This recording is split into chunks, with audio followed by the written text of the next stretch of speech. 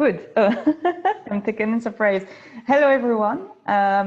We are really happy to welcome you tonight for a new conference on the rights of nature. So just before beginning this incredible session that we have here with a lot of very important guests and a very important issue to discuss, just a few technical points. But we are live on Facebook in English, and for all the French speakers, you can come on Zoom where you have the interpretation. Donc pour reprendre, bonsoir à toutes et à tous.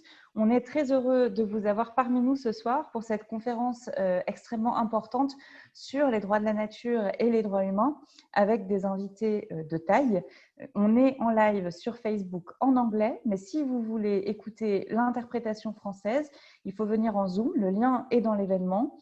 Vous venez sur Zoom, vous cliquez sur le petit bouton interprétation et normalement, vous devriez pouvoir écouter l'intégralité de la conférence en français. So I come back to English. I just said in French that interpretation was available on Zoom. And for the English-speaking people, if you see that we have too many people on Zoom and it's beginning to be slow or something, you can also go back to the Facebook Live. For the moment, we're fine. But if you know at some point you see that we are too many, you can also go live on Zoom, on Facebook, sorry. Also, you can share this video live if you want. You just need for that to go on Facebook, copy paste the link to the video and copy paste it on your page or on any page you actually like. Please be careful in that regard though. Yeah, so we have this interpretation going on and we'll have it until the end of our discussion.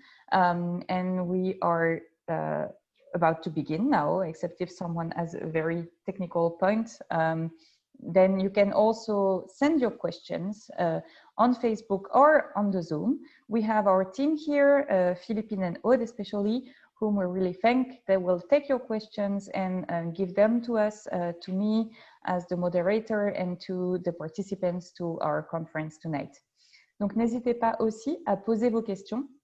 Quand vous êtes sur le Zoom en français, avec l'interprétation française, vous pouvez poser vos questions en français ou en anglais aux différents intervenants de ce soir, dans le live Facebook ou alors dans le Zoom, comme vous le souhaitez, et nous ferons remonter vos questions aux intervenants tout au long de la conférence.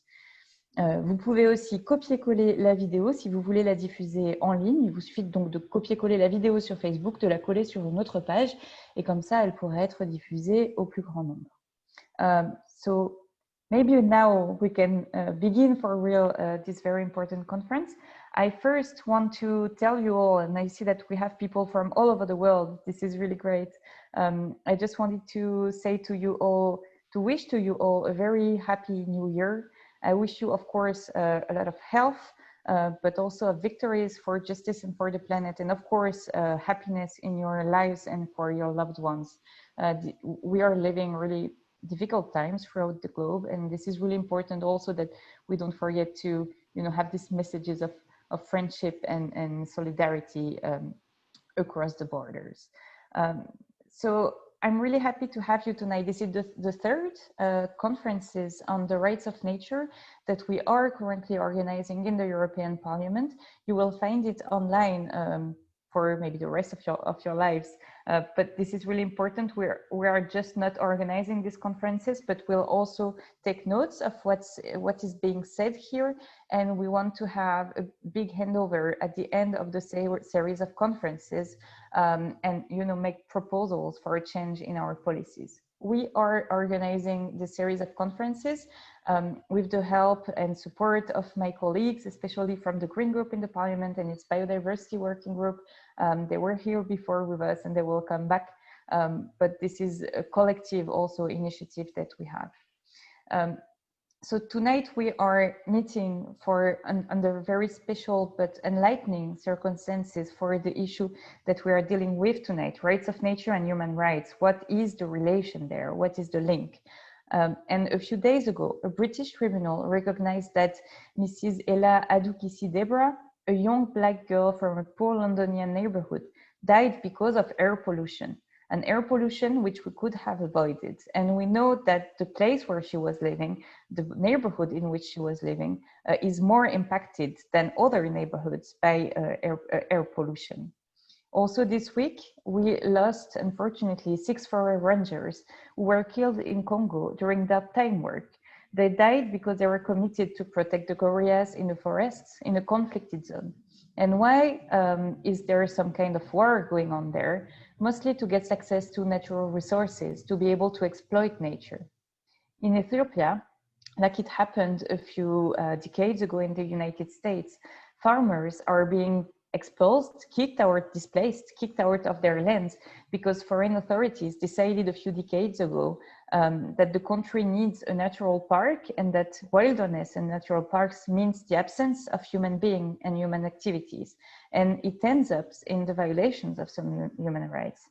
And all around the world today, more and more people are dying from the COVID-19 pandemics, a pandemic that was caused by our overexploitation of nature and of animals.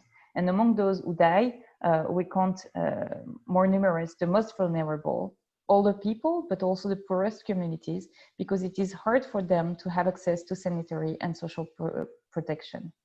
These are only examples of the way that in which the non-recognition of the rights of nature are at the origins of violations of human rights and of the very mere right to life, actually. And the message that we'd like to send with this conference, digging into different dimensions of the links between human rights and natural rights, is that there can be no respect of human rights if we destroy the nature. And far from being opposed, natural rights and human rights must go hand in hand. And this is the path that, we'd like to dig into tonight with our very special guests.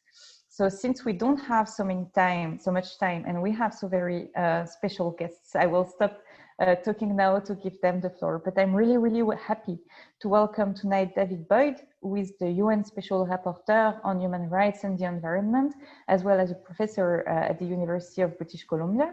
He's currently in Canada from the messages that he sent us in the Zoom chat, and he is the author of 10 books at least, including The Rights of Nature or The Environmental Rights Revolution.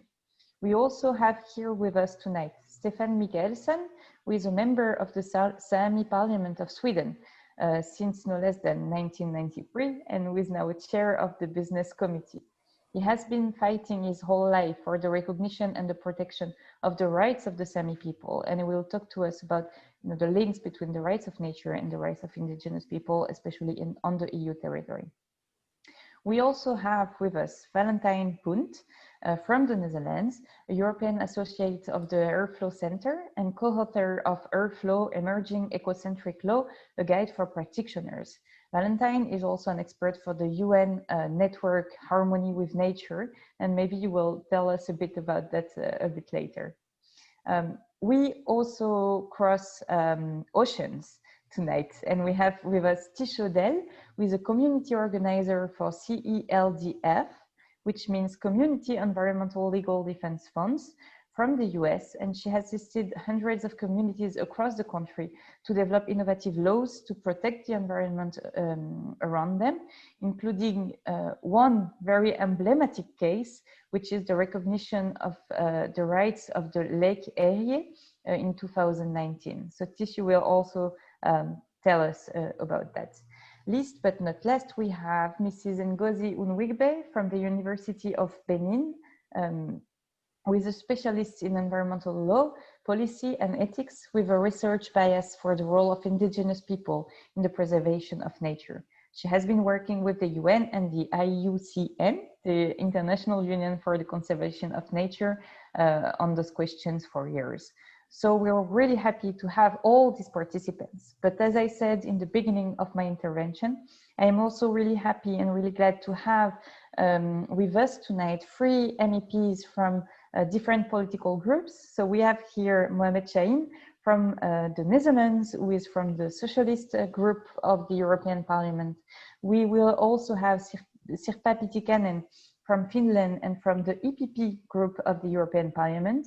And we also have with us Petros Kokalis, who is from Greece, and from the GUE, the United Left from the European Parliament. And this is really important that we gather forces, crossover throughout the political landscapes to better protect human and natural rights. And those three MEPs are committed to do so, and I'm really happy to have them with us.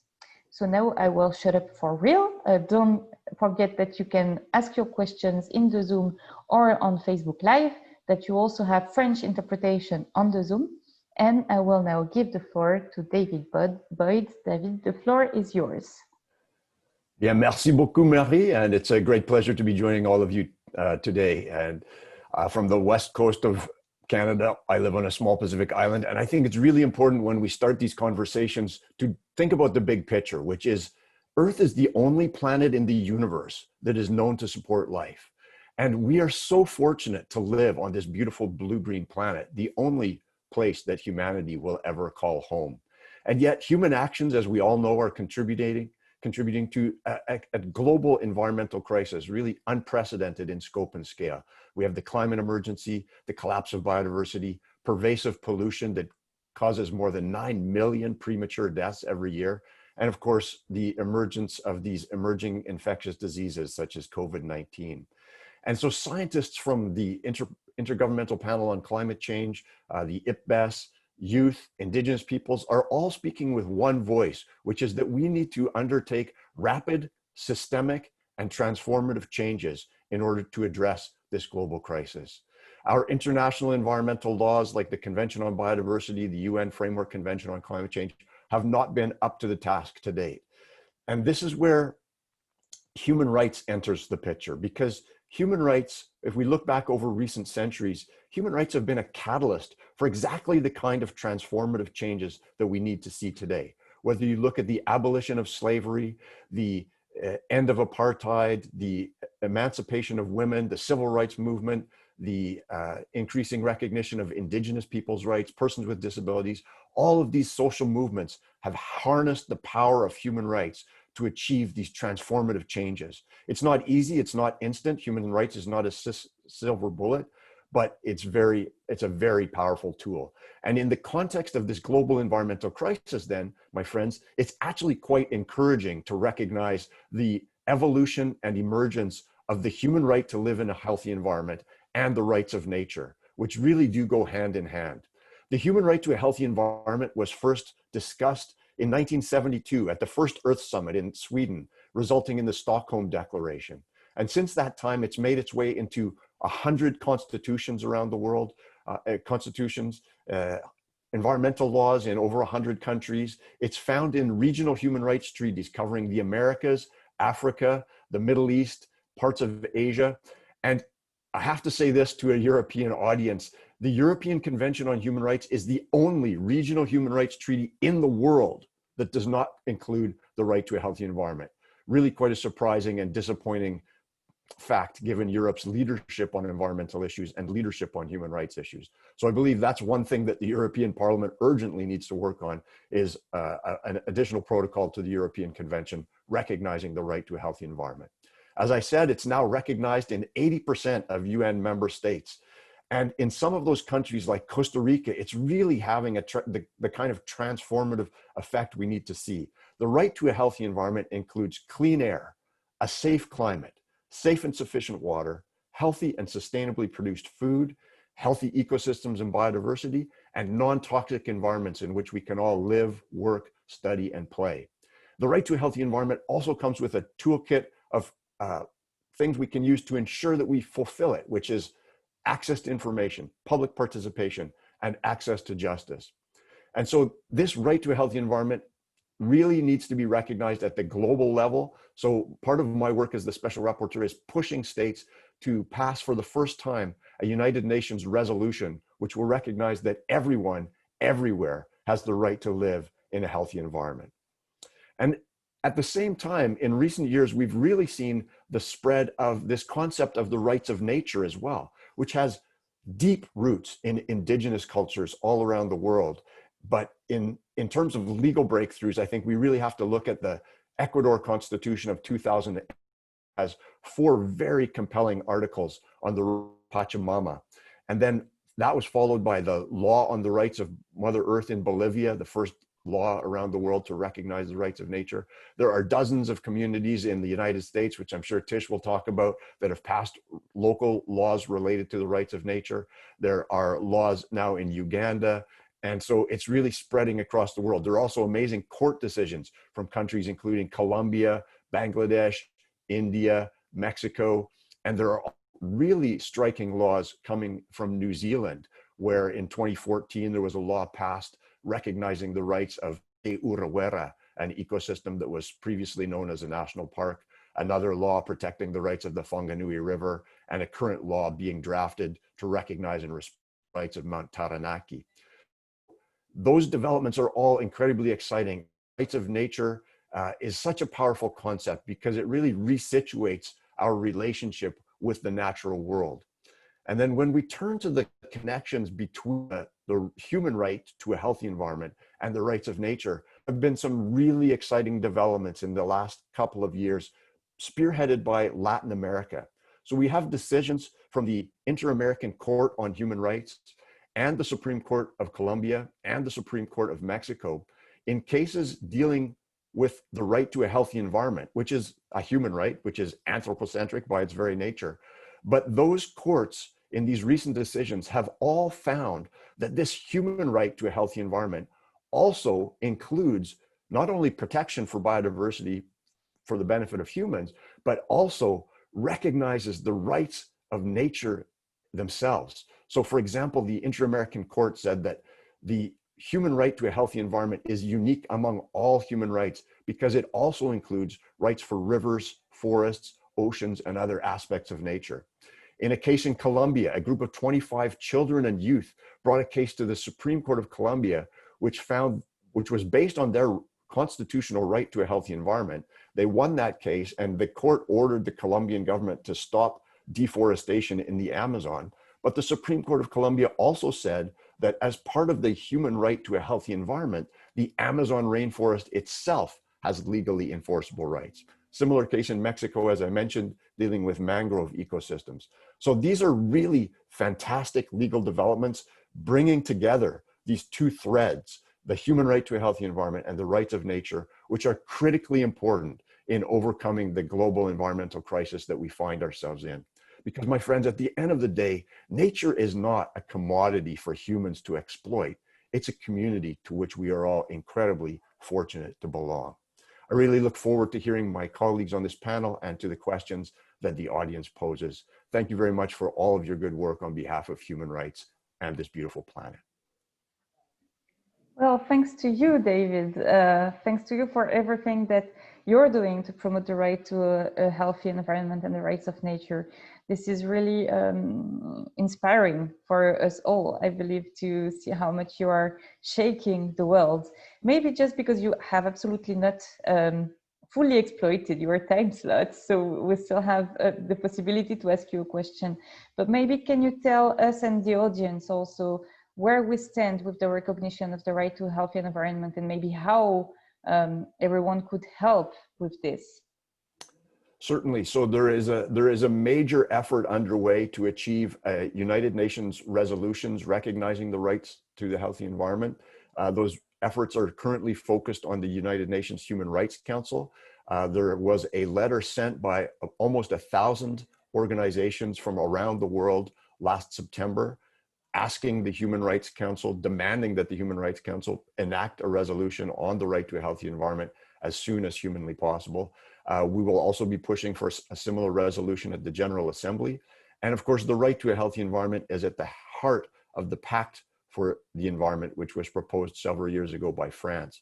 And in terms of what people can do to help, there's a website called One Planet, One Right, where people can sign a petition and add their support to this global push to achieve universal recognition of the right to a healthy environment. Merci beaucoup pour la question, Marie. Mais de rien, avec plaisir. So I invite, of course, everyone to go on the website and to sign. We will try to send you the link on the chat and the Facebook quite soon in the coming minutes. I now turn to Tish from the US. Tish, David explained how much human rights and nature rights are linked in the cases that are brought and the laws that are taken, adopted throughout the world. You passed through a hard situation with the Lake Erie being really polluted several days in a row in 2014. Can you tell us a bit about what happened there and what also are the lessons that you get out of it? Sure. Thank you so much for inviting me today, Marie. And thank you, David, for the great segue into my presentation. It is a story from the States about a community. But first, I just want to say in my work with communities in the United States over the past decade, there's definitely evolution in the conversation surrounding the right of nature and how this relates to human rights. But my question is there really a dichotomy between human rights and rights of nature, or is this something that's just been created by an elite few? You know, and who benefits from this division?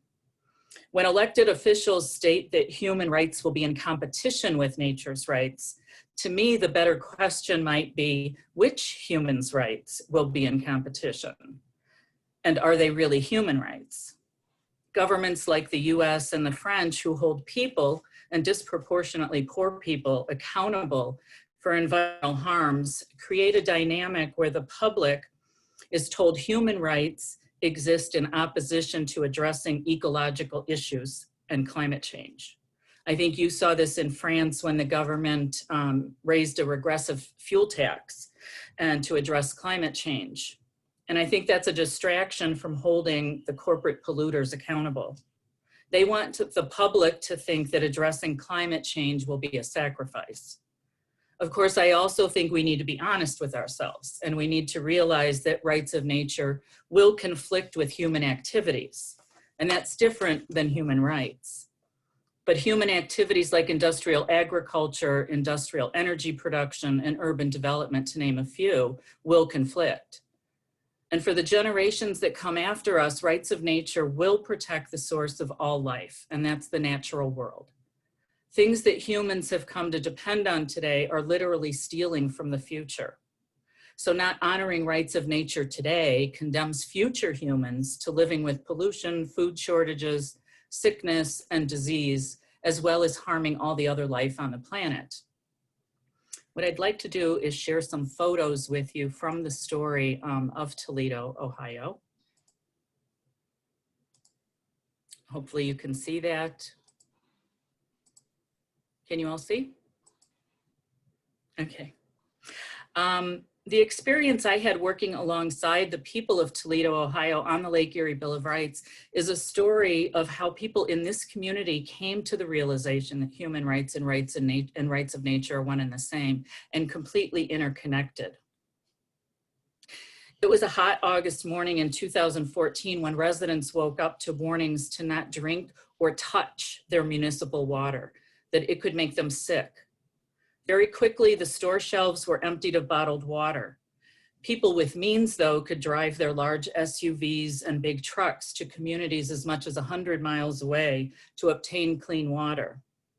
Those without access to such transportation were stuck with no water and had to wait for government supplies to arrive, and even then had to wait in very long lines.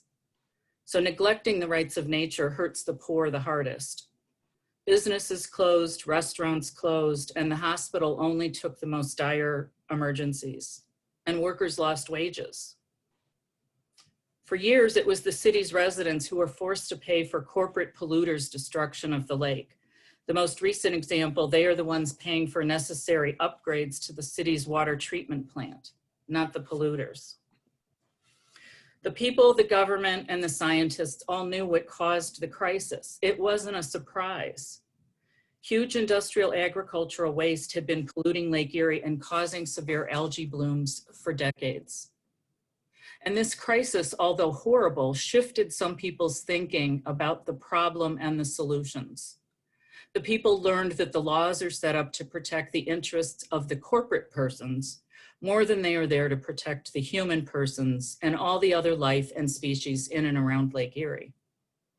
What had been making the lake's ecosystem sick for years had now directly affected the humans in a very impactful way. The The people of Toledo could now understand the direct connection between the lake's health and their own.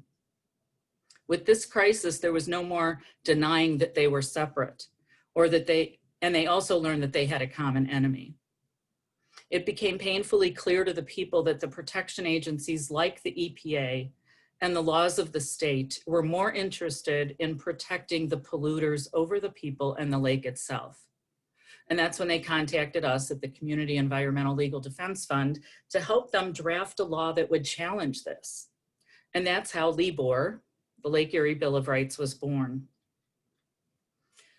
I just want to put up a sampling of what they put into their law. So the first right they put in was the right of the Lake Erie's ecosystem and the lake, the watershed, possessing the right to exist, flourish, and naturally evolve.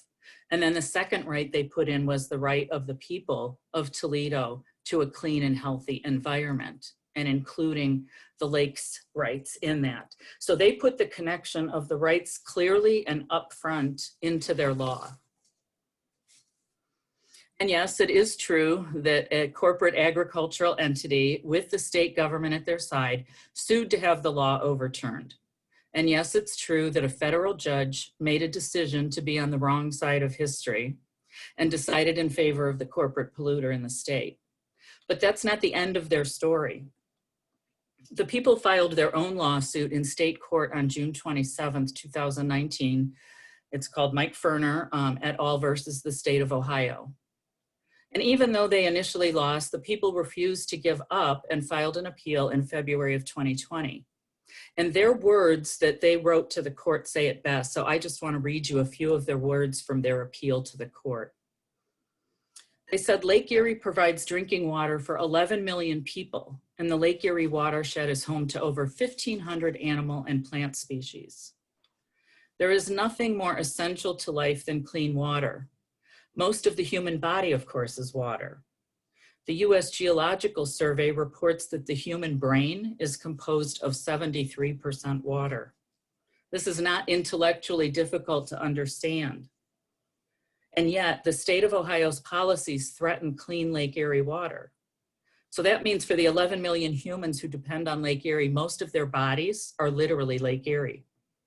And so what poisons Lake Erie poisons the people. And quickly, just from they gave oral arguments August 5th, 2020, so this past August in front of the court. And what they said was, we need brave judges to understand this, to help correct the wrongs of the past, to make decisions that will cherish life and rescue our planet, to turn away from the depleted and deadly precedents that have brought life to earth on the brink. Perhaps other judges couldn't see or were too timid. But you cannot dispute that continuing the current course will only seal the fate of Lake Erie and all of us who depend on her. When any movement bends the arc of history towards justice, it happens because the people who care do everything they can do. We're asking you to continue this movement for the rights of nature begun by the people of Toledo. Join with us in this global movement to recognize that nature here, starting with Lake Erie, has the right to thrive and flourish, and let the people who rely on her act as her guardians. It is true that there is no precedent in US law supporting the rights of nature. But as the late Ruth Bader Ginsburg said when arguing before the Supreme Court for the unprecedented right to gender equality, she said, we are asking you to protect the right of the country to change. So we ask you to help redefine what is of value, what will correct the atrocities of ecocide and ensure that there will be drinkable Lake Erie water for our children, only if we recognize Lake Erie's rights. And we ask you to have the courage to be the first, just like the people of Toledo were. Well, just to follow up on that, the appellate court did remand the case back to the state court to reconsider. So this is an ongoing case right now. And what's important about the Lake Erie Bill of Rights and the efforts of the people of Toledo is not whether the court rules in their favor or not, but that this becomes an example that challenges what is and shows others what could be. So the Toledo community understands that human rights are completely dependent on nature's rights and that they can't be separated. And we hope others can learn from and their story and experience and move this forward. Thanks so much for letting me share that small bit of the Lake Erie Bill of Rights with you today. Oh, thank you, Tish. Thank you. This is really important. And that shows also how people are claiming for their rights while claiming for nature rights. And this is a good example. And we wish good luck. I mean, I hope they will still win, even if it's not important. As you said, it's still quite important. I know now turn to Stefan Mikaelsson. You can also turn on your video, that's great. Stefan Mikaelsson, you're from the Sámi parliament. The Sámi is one of the peoples living on the European Union, whom a lot of people don't know about. So maybe you can tell us a bit about that. And you too claimed for the recognition of the rights of Mother Earth. So maybe you can also tell us a bit about your experience. Thank you very much for the opportunity to make a statement here. Your Excellencies, distinguished guests, ladies and gentlemen, sisters and brothers, greetings from Sámi. I would like to thank the invitation from Member of European Parliament, Marie Toussaint, the Greens, and the organizers for the opportunity to bring forward some thoughts about the rights of nature. Is it a contradiction or a symbiosis with human rights and in our global world? But also the possibilities that can be sensed in the distance. In amendment to the written statement, I would like to say that the Sámi Parliament were established in Sweden on Swedish side 1993, and the last of the 3 Nordic countries to do so. And we will have election in May. We have 31 members in the plenary assembly, and we are seated for 4 years. The Sámi people are acknowledged in the Swedish constitution since 2011 as a people, as a distinct people. I continue in my statement, written statement. My name is Stefan Mikaelsson, and I am a long-time member of the Sámi Parliament Plenary Assembly, as well as chairperson of the Business Committee. Since 1992, the ecosystems of the Earth have been compounding in change. We are in crisis. We are in an accelerating spiral of climate change that will not abide unsustainable greed. Today, we reaffirm our relationship to Mother Earth and the responsibility to coming generations to uphold peace, equity, and justice. This was a brief quote from the Kimberley Declaration established in Kimberley in 2002 prior to WSSC in RSA, Republic of South Africa, by the Indigenous delegation. At its 79th plenary session in order during 23rd to 25th of May 2018, the Sámi Parliament decided to unanimously support the Declaration of Mother Earth's Rights. The declaration established, among other things, the right of Mother Earth and her creatures to life and existence, respect, restoration, and development of life cycles and life processes. The Sámi Parliament unanimously decision was based upon the colonial perspective, the never-ending exploitation, and an escalating climate change that threaten the entire indigenous culture, as well as our own existence in the circumpolar Arctic. This is a global phenomenon. Ecosystems and traditional lifestyles and indigenous cultures are threatened worldwide. States and corporations also continue to disregard internationally recognized indigenous rights. 1 year ago, the Supreme Court of Sweden came with a verdict in the Girjas court case. Professor of law, Eivind Rana, Tromsø University, summed up with these wordings. Most surprisingly, the Supreme Court actively used ILO 169 to justify the use of Sámi customs and thus the law of the Sámi communities. As stated, this is unexpected as ILO 169 in Sweden, unlike in Norway, has not been ratified and thus is not bound by convention law for the country. The fact that the court nevertheless goes further in using this international law convention than courts in Norway have done is justified by the fact that it is considered to express a general principle of international law. In other words, international customary law, or jus cogens, by which states are bound without an incorporation act. On the basis of this recognition, The Supreme Court finds that the principle must be used in resolving disputes related to land rights concerning Sámi, which means that a Sámi custom that has been established must be taken into account. And that is the end of quoting Eivind Rauna. Finally, the Sámi Parliament statement from Plenary Assembly number 86 held 24th to 27th November last year regarding the Sámi rights towards the industrial forestry could be echoed in here. The Sámi Parliament is very concerned about how the natural resources in Sápmi are overused. The living space of our people, rangers and game is threatened. The climate and biodiversity are facing collapse. Large-scale forestry is one of the land users that have caused the greatest encroachment on nature in Sápmi. In one generation, the forest landscape in Sápmi has changed enormously, natural forest to mainly planted industrial forest. Our history, tradition, and culture are not primarily found in written sources, but in the landscape we live in, where traditions, customs, and knowledge are passed on between generations. The large-scale forestry threatens our way of life. The cultural environment in the form of careful tracks that our ancestors left in the fields are not inventoried in antiquities, and through clear cutting and soil preparation, these cultural relics risk disappearing forever. Traditional migration routes and the function of land are destroyed and knowledge of the landscape are lost. Through the Paris Agreement, Sweden has committed itself to taking strong measures to slow down global warming. The forest of Sápmi form an important part of Earth's land. In our forest, most of the coal is stored in the ground.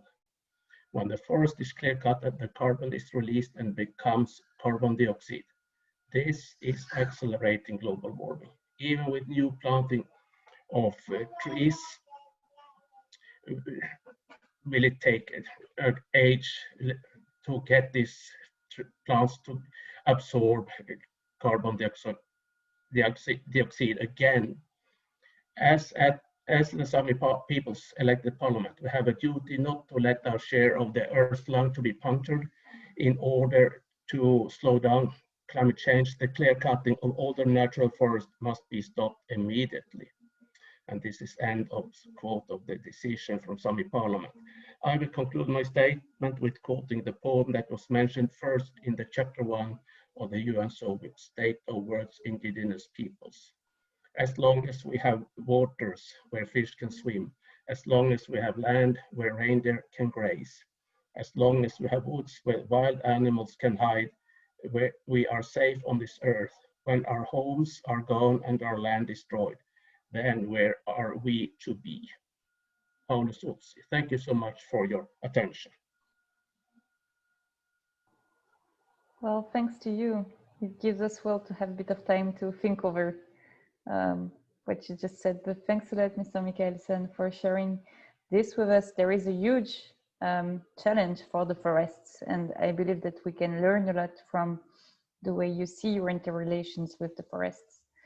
Mrs. Unuigbe, you are an expert of earth law, earth philosophies, ecophilosophies in general.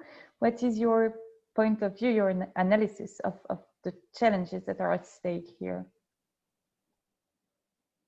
Hi, everyone. It's really a privilege for me to be here to share my own thoughts on indigenous ecophilosophies and the impact it has on the rights of nature.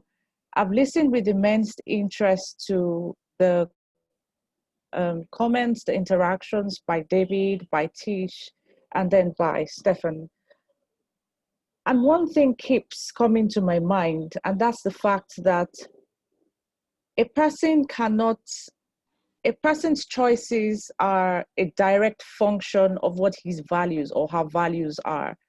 I can't make any choice outside of my values. That's what I mean. So in essence, you cannot protect what you do not respect. And that's exactly what indigenous ecophilosophies is about. I'll just quickly share my screen. The slides are not very many, so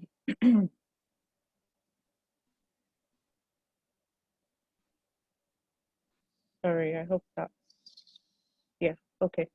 So I'll just quickly go to, just to make the presentation as punchy as possible, I'd like to look at what, the why, and the how. The what is, what is it about indigenous eco-philosophies that touches very strongly on the rights to nature, the recognition of indigenous communities and empowering them to practice eco-philosophies is an important aspect in ensuring the protection of nature's rights. Why is that so? We keep having people saying, do not romanticize indigenous eco-philosophies, do not say too much about what indigenous people talk about nature, and make it look as if that's the only solution to enforcing the rights of nature. Now, let's see why this is very important. Indigenous eco-philosophies actually promote the respect for nature. Now, to the effect that humans are not apart from nature. They're actually a part of nature. They are a part of the biotic community. So man is not necessarily superior to other elements of the biotic community. And that's where the philosophy of Ubuntu actually comes from.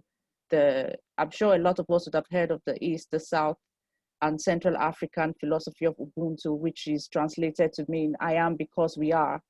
A human being is only a human being because he's a member of a community. So he doesn't stand alone as a human being. And that is extended to the biotic community as well. Now, this philosophy of Ubuntu as it relates to indigenous eco-philosophy actually stands on two legs, which they are distinct, but I won't necessarily say that they are very different because they are interrelated. The first one is that the rights of all members of the earth community are interlinked. So human rights, the rights of nature, the rights of animals, the rights of the plants, they are all interlinked. One cannot be exercised outside of the other. Otherwise, that's a recipe for destruction, which is what we're beginning to see anyway. And then the second one is that earth jurisprudence actually trumps human jurisprudence. What do I mean by that? What human jurisprudence does, which we see in our current environmental laws, in our regular environmental laws, what human jurisprudence does is to prevent other biotic communities from fulfilling their own rights.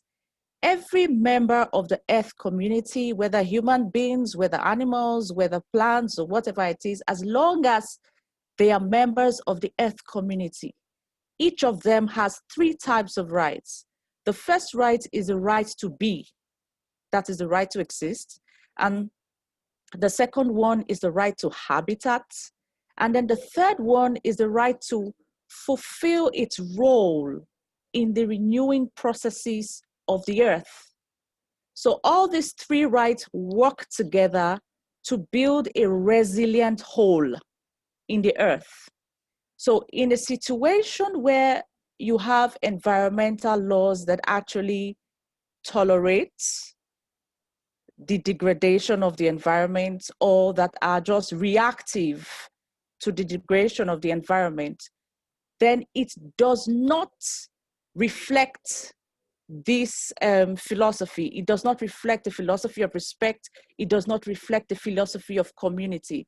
And because that natural philosophy or that natural law is broken, then we begin to see loopholes like what we're seeing in the kind of deleterious effects that environmental degradation has on the earth.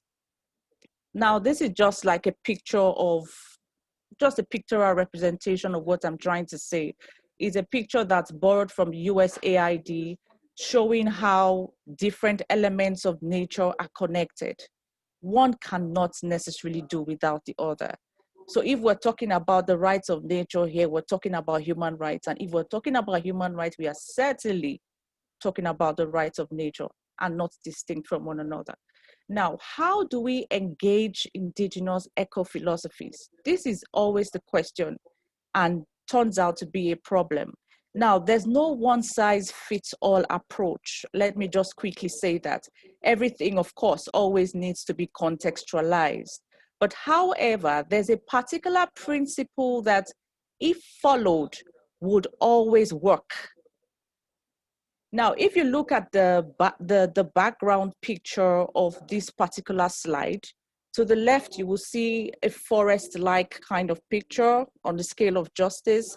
And then to the right, you will see a representation of development. Let me put it that way, for instance. So for the forest presentation, you can put in any other biotic element of the biotic community. You can put in the river, you can put in whatever it is. But the essence of this particular picture is to show that rights should be relational. There should be a relationship between human rights and the rights to nature. That's the only way that the system is going to work. So I have said here that enacting laws that promote relational rights, laws that contextualize and place limits on human rights, that is the exercise of property rights, there must be the context of careful consideration and knowledge of the needs and the unique function, the needs of nature and the unique function it plays in the ecosystem.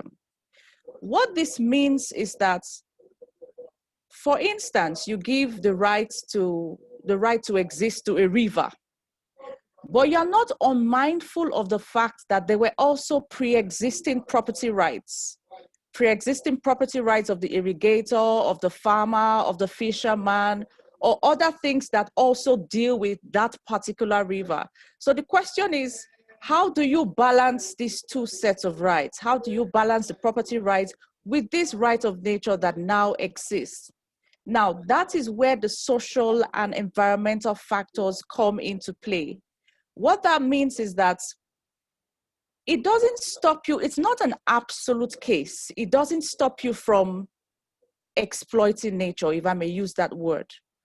What it stops you from doing is from exploiting nature in a way that it cannot fulfill or replenish its natural function. That's where there is a problem.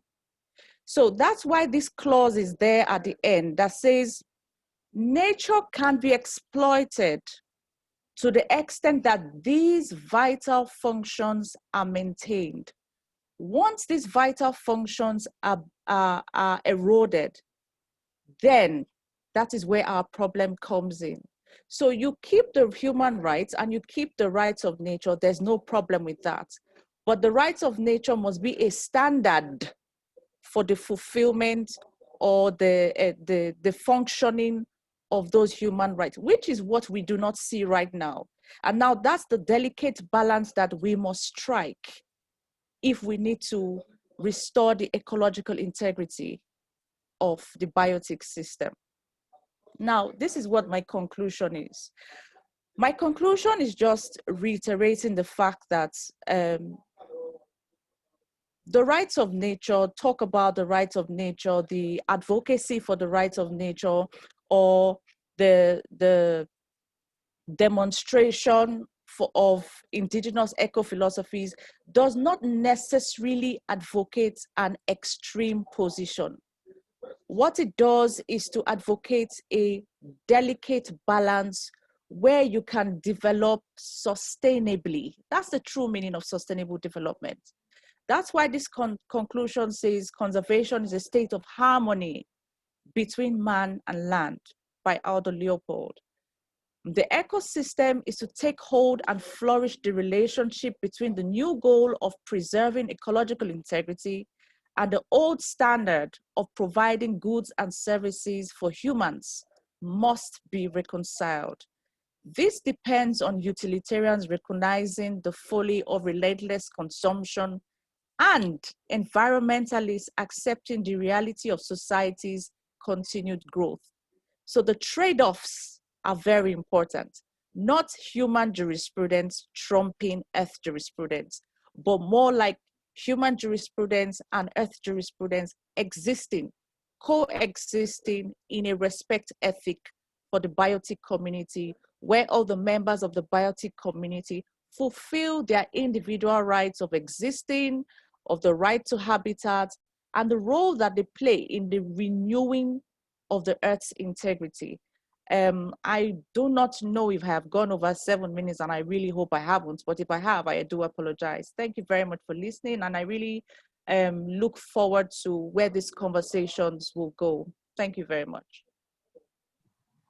Well, no, thanks to you. I mean, the timing was okay, and as Louise Amiot said in the chat, I'm reading, it was an excellent development, clearly laid out and thorough. So thanks a lot. I believe that, yeah, of course, the issue of property is one of the main issues that we need to address in the Occidental approach, at least. And also, I believe that you have offered excellent pieces for thinking. I hope there will be questions in the coming time. And well, talked about a lot of things already, but there is an elephant in the room, especially in Europe. It's the place of the city in nature and in the world that we live in. And Valentijn, I think that you have a lot of proposals and analysis to share with us on this precise issue. So I give you the floor. Sure. Thank you, Marie. And thank you, everyone. It's really a privilege to be with everyone here. So I actually want to address something that I think relates to many of the things that my previous speakers have so eloquently spoken about. And that's the city's role, right, in moving towards a more ecocentric paradigm. Because if you think about it, cities are exemplary, right, of the general interdependence between environmental justice, ecosystem protection, community engagement, resilience as a species, resilience as a planet. And I just wanted to mention some numbers that are astonishing, but not surprising. So cities occupy 2% of the planet's surface, but it's responsible for using 75% of its natural resources. And if you consider that in 2050, 66% of the world population will live in cities, having the right governance models based on ecocentric models that are more democratic are essential, I think, to any rights of nature and human rights mission. Because cities is where consumerism and the use of natural resources are most intensive, right? And it's often near areas with a lot of biodiversity, like coastal areas and rivers. So the more cities grow, the more nature will be negatively impacted if we keep going about urban development the way we currently do. So what I think is that we need a paradigm shift in our understanding of the radical impact urban development can have on ecosystems and the role that ecosystems play in ensuring a healthy environment and all the other things that we just talked about. So when you think of clean drinking water, crop pollination, soil fertility, biogeochemical cycles of nutrients, which is often overlooked, flood control, the way we affect tribal lands, right? Food safety, disposal of pollutants in water, toxic substances in vulnerable communities, poor air quality. I mean, the list goes on and on. Also from a more ecosystem specific perspective, we can think about the negative impact of cities on ecosystem functions, size and composition of natural habitats, which directly affects species habitats, resource availability, competition between species, which is necessary for species survival. So in other words, urban development both affects ecosystems and biodiversity and is directly related to all those fundamental human rights we just spoke about, on which human existence depends. So from both the ecocentric and anthropocentric perspective, it's essential, I think, to focus on how we develop cities. And I think a key aspect here is community engagement. And I think you see that across the world when you look at rights of nature movements, usually based on tribal values and started through community engagement, because it can really create not only more ecosystem friendly practices, but it also promotes equal justice. And it allows for marginalized communities to have a voice in the decision-making process. And so I think we have a choice here between, on the one hand, playing a catch-up game where we constantly put out fires, figuratively speaking, sometimes literally, that we caused ourselves, or prevent ecosystem destruction by instilling a general sensitivity to the symbiotic relationship between protecting nature rights and human rights. They're both mutually reinforcing. one cannot ignore one without it affecting the other. And the strategies that work, I think, are the strategies that include both. And so there needs to be a common understanding that resources are limited and there is a point of no return that will affect our ability to protect all the rights, all the human rights that we're talking about today. So what should we do? I wish I had the real solution, but what I think is, first of all, is rather than extracting benefits from nature, because that's what urban development is mostly based on in most cities, not everywhere, but most cities, we need to see protecting nature as the pinnacle of the fundamental right to a healthy environment, and recognize that urbanization is the source of many of the destructive practices that go against this right. And we need an integrative approach to urban governance, where we recognize that cities have an essential role to play, both in terms of its relation to ecosystems in which it lies, the lifestyle of its inhabitants, and the negative impact ecosystem destruction has on marginalized communities. The latter is actually often worsened by discriminatory practices, exposing those communities to environmental health hazards. So from selecting which natural resources we use, to energy demands, how resources are generated and used in industries and construction, we as a society, we as a group of, as a collection of communities decide how industries and governments alike behave. And I think that's very relevant for our discussion today. And so practically speaking, I think we can realize this through, as I said, more democratic, ecocentric governance models that take into account both how urban development impacts ecosystems, biodiversity, and public health, and gives marginalized communities a voice and makes it easier for them to access justice, right? And we need to do away with outdated and often dangerous principles based on notions of progress and economic growth, which are not bad in and of itself, but it is bad if it comes at the expense of the most fundamental rights. This is especially relevant in cities where we consider the disproportionate influence of the corporate sector and landowners on urban planning. So we need to involve all stakeholders and apply governance strategies that are sustainable and viable from an ecocentric perspective. Because in the end, sustainable development should always incorporate the cost of development strategies to biodiversity and the health of ecosystems. So to conclude, I think when we consider all this and everything that we're talking about, I think it's clear that it's all connected. So community rights, environmental justice, ecosystem protection, resilience, as I said, as a species and as a planet, it's all inextricably linked. And all these areas, and most importantly, the integration of all of them through ecocentric laws and governance models, I think that should be the pillar of urban development going forward. So thank you. I'm excited to discuss this more with you. Thanks to you. Thanks a lot. We have such a great number of questions, and I think I have at least the same number in my head. So we'll enter the discussion. Maybe I will just ask my colleagues from the European Parliament to react. I see Petros and Mohamed. I guess that Sirpa will turn on her video. I don't know who wants to begin. When you're free to begin if you want. Mohamed, go ahead. Right. Thank you, Marie. Thank you for organizing this. I mean, I've been listening to all of the speakers with great interest. I mean, to some extent, if you talk about, can you hear me, by the way? Yes, perfect. Am I clear? Yeah. So, I mean, for me, when we talk about human rights and when we talk about nature rights, I mean, at the end of the day, I really like the Erie example because it's really concrete that people really understand in that case that it really affected them directly, basically the drinking water. I mean, this is talking about breathing clean air. Is that a human right?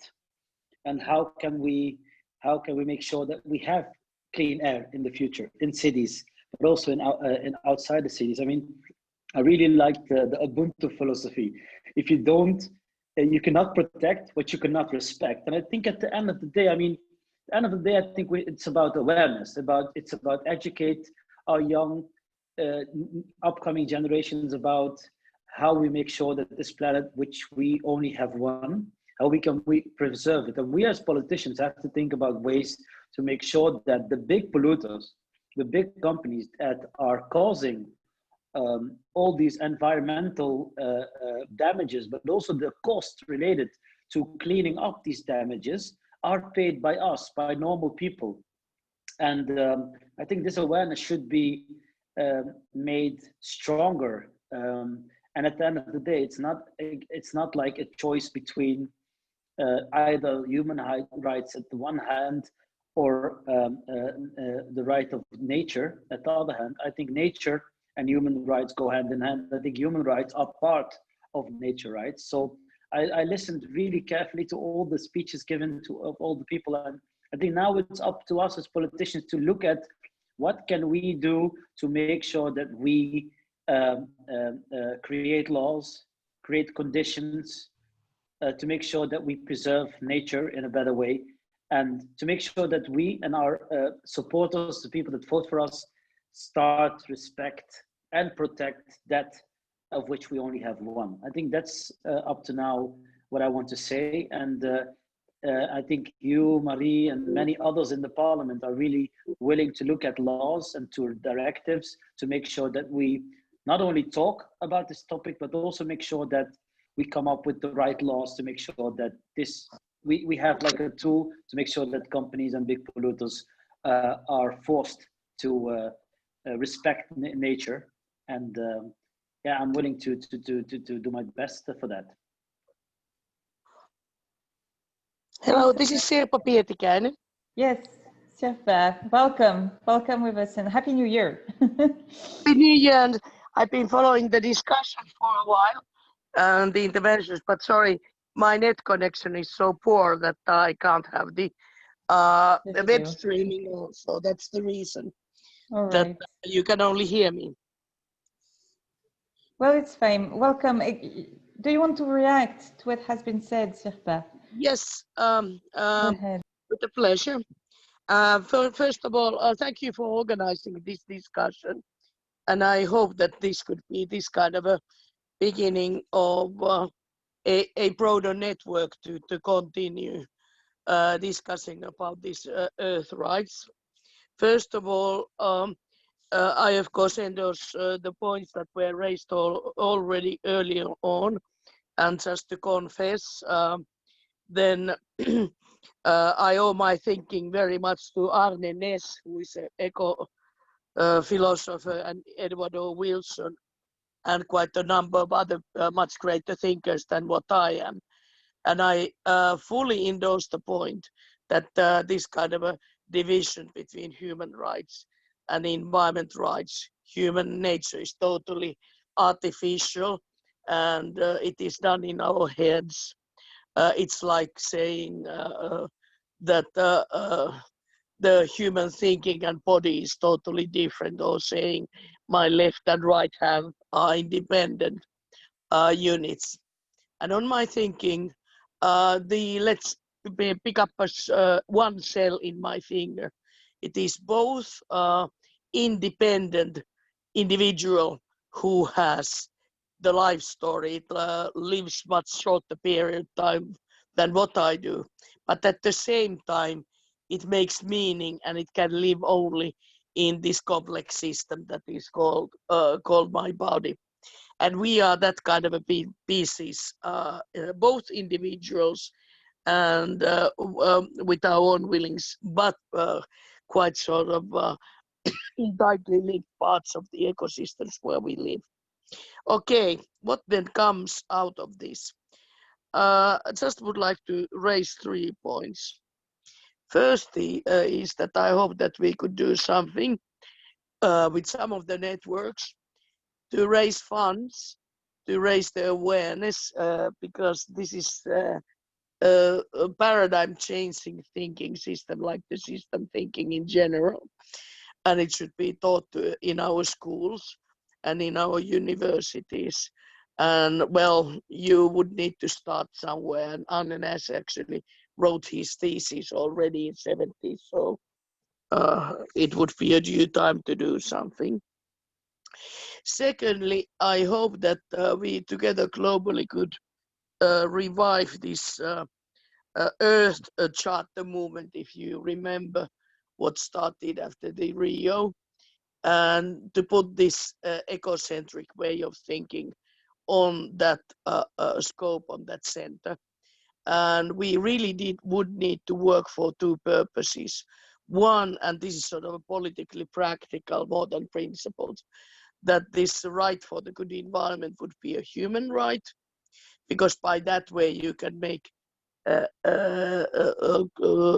environmental degradation a crime against humanity, and it can sort of have the, at least in theory, the definitions of mass murder. And so you can use the human-centric way of thinking, and as what we heard the examples, this courtroom activism to push the environmental rights. Then the second point actually is I've seen quite many seminars and thinkers and NGOs and networks working for this ecocentric way of thinking. And I don't know how could we sort of push these different movements together. Lawyers, so any of you who have that kind of a contact to lawyers that would be thinking environmental law in broader sense from this ecocentric perspective, please do send the information. I really would like to hook up with that. NGOs that are working with climate, with biodiversity, with social rights, with SDGs, because as we heard in our interventions, these all these issues are twined together. And how we could create in these times of social media a campaigning issue of this, and try to push this UN convention that would take quite some time, but anyway it would benefit something. And last but not least, and this is a total sort of a different story, but we should push this idea that the EU should be a forefront on negotiating this convention, that we should acknowledge ecocide and have a directive on the basic rights of the nature.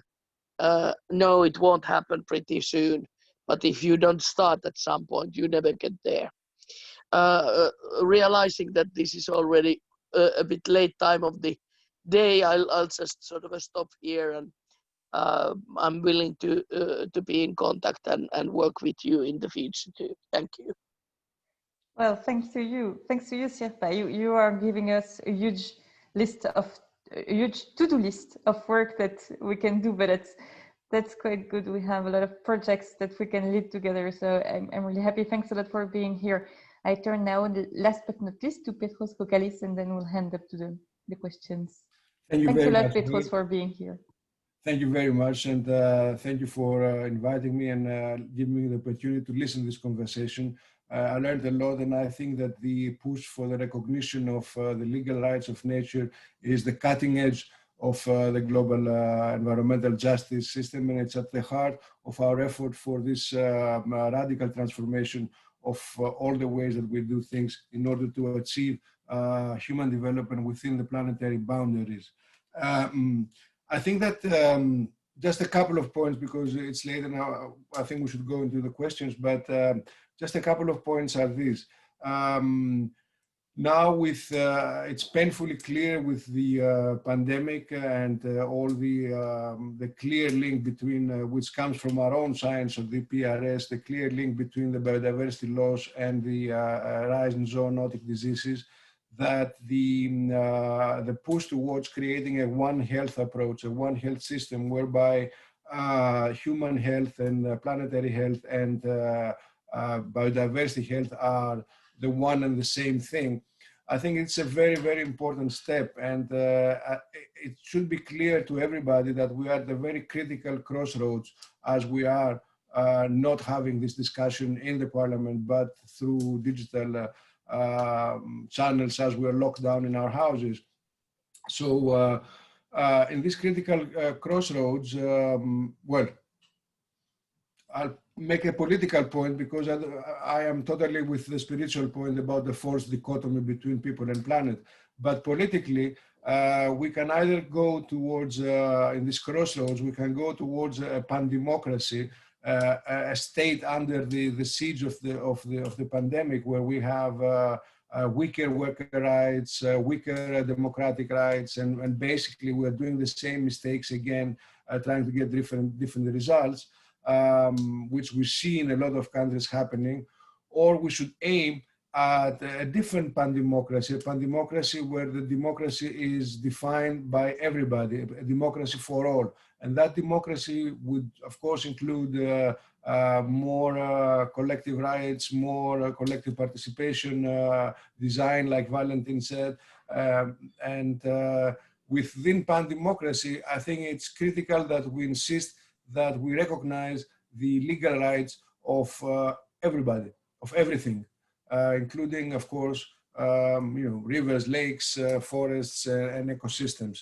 So I think that this is a very cutting-edge discussion, and I think that what should come out of our discussion is to pick up from David's point and try to see why on earth is not the right to a healthy environment part of the European Convention that we are responsible to put together. So thank you very much for having me.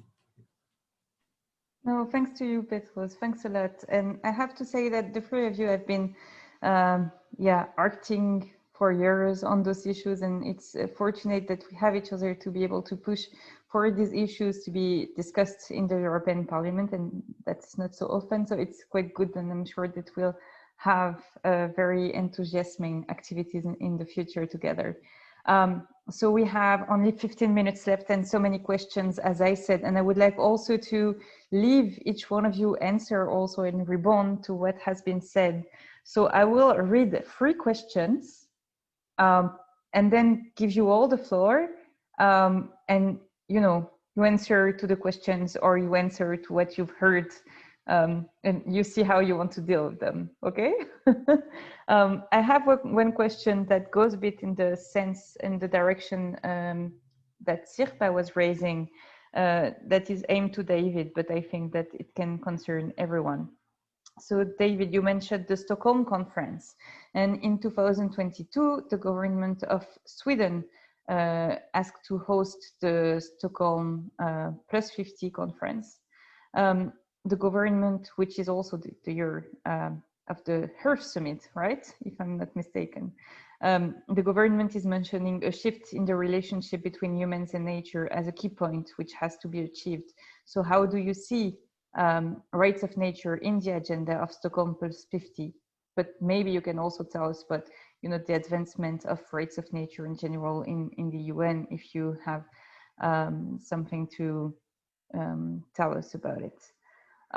Then I have also a question on who will speak, from Benjamin from France, on who will speak on behalf of nature, for nature, if we recognize the rights of nature. So for instance, are the Toledo inhabitants entitled and legitimate to speak on behalf of the lake? And how should we organize everything throughout the world? That's already a question that we've been raising in our previous conference, and I think that it's a good one to dig into. And then I have another one to Mrs. Unuigbe, but I believe also there we can have an answer from each one of you. This is from Alex, and he is asking, what would be the difference between the indigenous ecophilosophy of exploiting as far as the ecosystem can be maintained and common sustainability as it is approached right now? Except from the value change, the action and result would be the same, question mark. So I think this is, one of the big issues.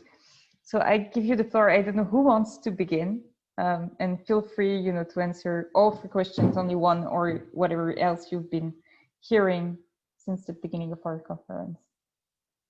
Raise your hand, open your mic, or I design someone. David, go ahead.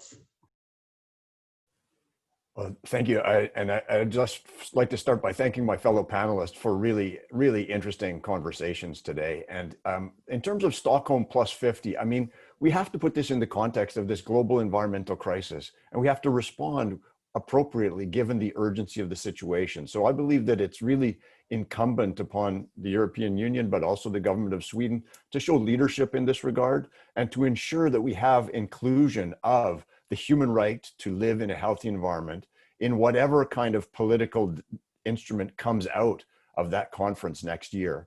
And also that conference should contemplate the rights of nature, which is such a powerful conceptual and legal tool for reconciling the needs of humanity with the needs of nature in a way that is also ultimately necessary for our survival. I mean, that's the ultimate logic of this, is that humans are completely dependent on healthy, functioning ecosystems from everything from the, we've heard the air we breathe, the food we eat, the water we drink, everything depends on healthy ecosystems. And so that should be at the heart of whatever kind of instrument emerges from the Stockholm Plus 50 conference next year.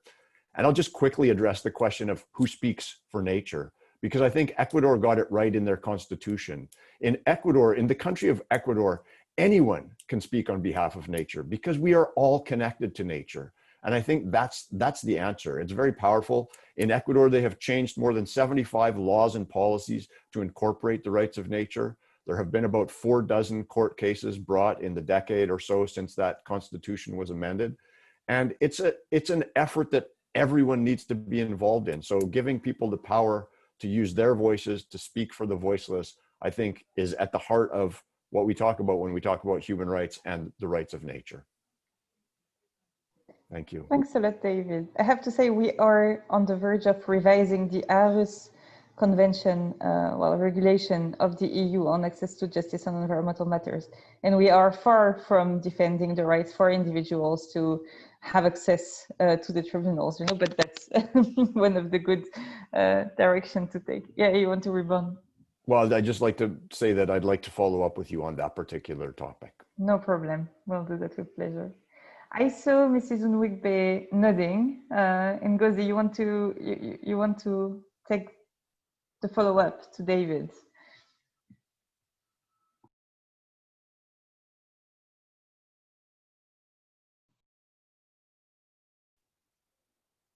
Sorry, is that me or? Oh, sorry. My network went off briefly, so I'll just quickly. Sorry. Yeah, okay. I'll just quickly respond to the question about the sustainability and how to incorporate indigenous eco-philosophies. Now, I liken that to doing something because somebody tells you to do it, and doing something because you have an understanding, you have a conviction that you should do what you should do, right? Now, all the activities we're seeing now towards sustainability, hoping that I'm not sounding too absolute, are just mostly treating the symptoms and not the cause. That's why many times when I talk about sustainable development or advocating for the rights of nature, I always go back to what people are thinking. What do they actually believe? So it starts from a behavioral change, which is a long-term process anyway, but that's what is going to lead to that's what's going to make it more sustainable, rather than an abrupt activity or something that's on the spur of the moment, or something that's haphazard, or something that's even just as a result of a conference or as a result of a white paper or whatever it is. People believe in what they are doing. They are following up with what they believe in, and they are seeing it to the logical conclusion. That's the difference of incorporating the indigenous ideology, indigenous eco-philosophies.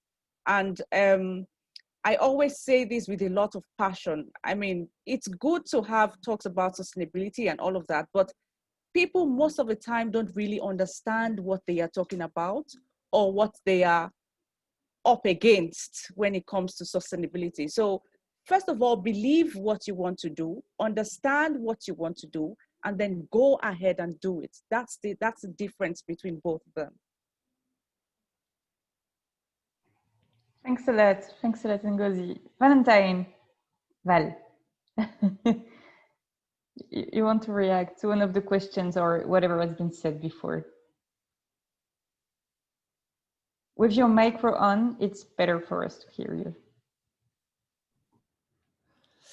Yeah, what I think is that in practice, I think it's very important to start adopting rights of nature principles in as many jurisdictions as possible, because it really addresses all the issues that we discussed today, whether it's a governance model or community organizing. If we use rights of nature as a basis, I think it doesn't hurt anyone. We need it. And rather than adopting anthropocentric principles that are in the end usually exploited by certain industries or powerful players, if the baseline is based on ecocentric values, I think that's what we really should start fighting for.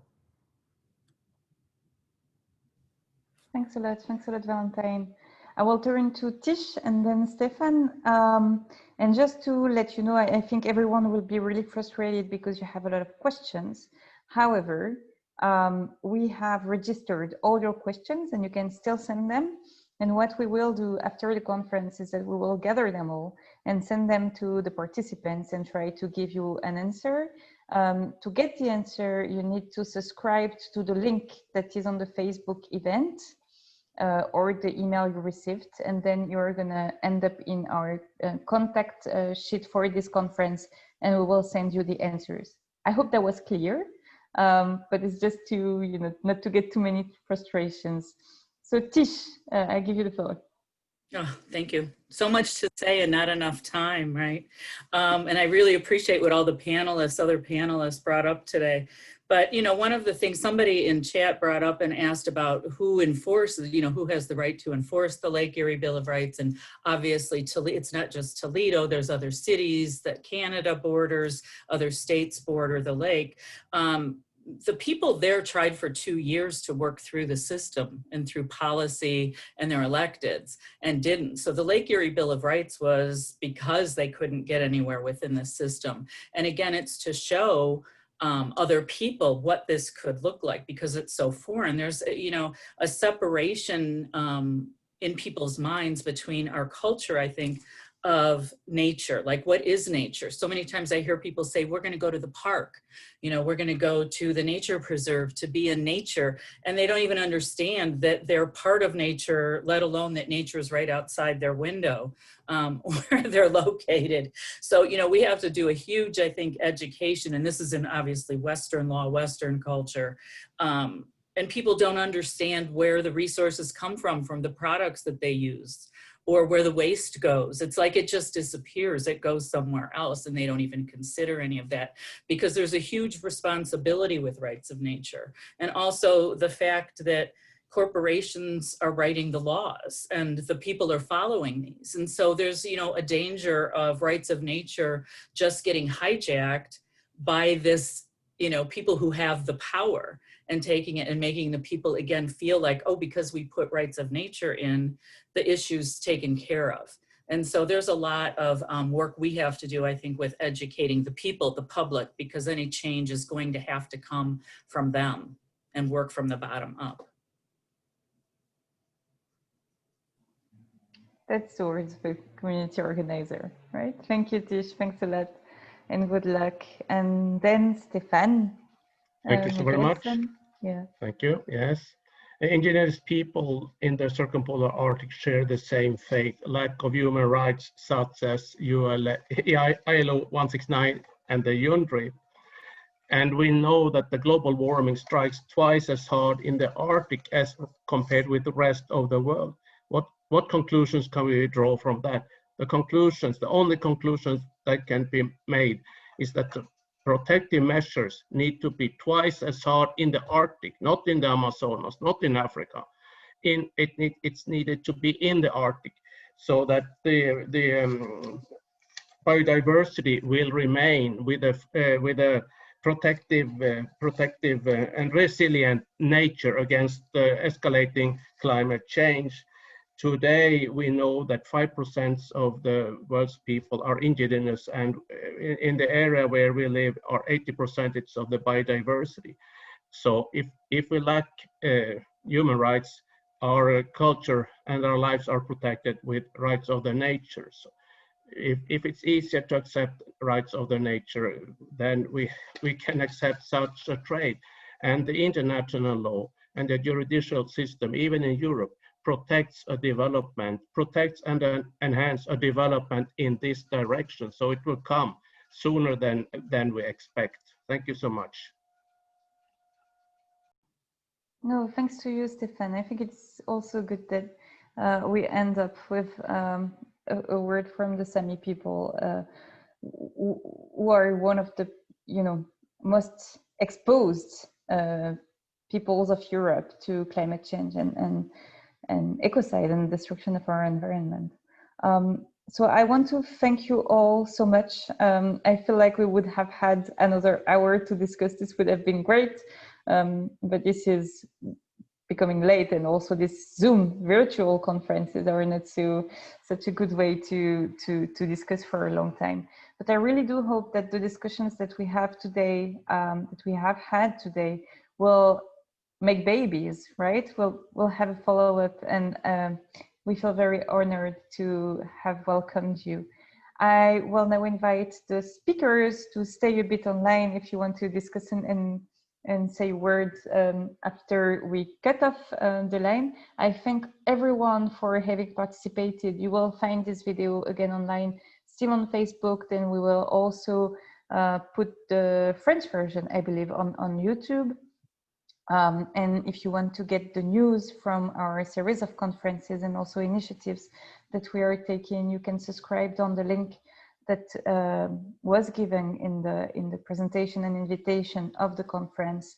And what we can say is that I believe with Petros Kokalis, with Serpa Pitikanen, with Mohamed Shaim and others, we will keep on working towards rights and law that will better protect the environment and the people. I believe that was said by every one of us from the European Parliament. And I know that all the speakers that we had tonight will keep on fighting as well. And don't forget, for those who are still here, that we sent out several petitions and websites on which we would need your support.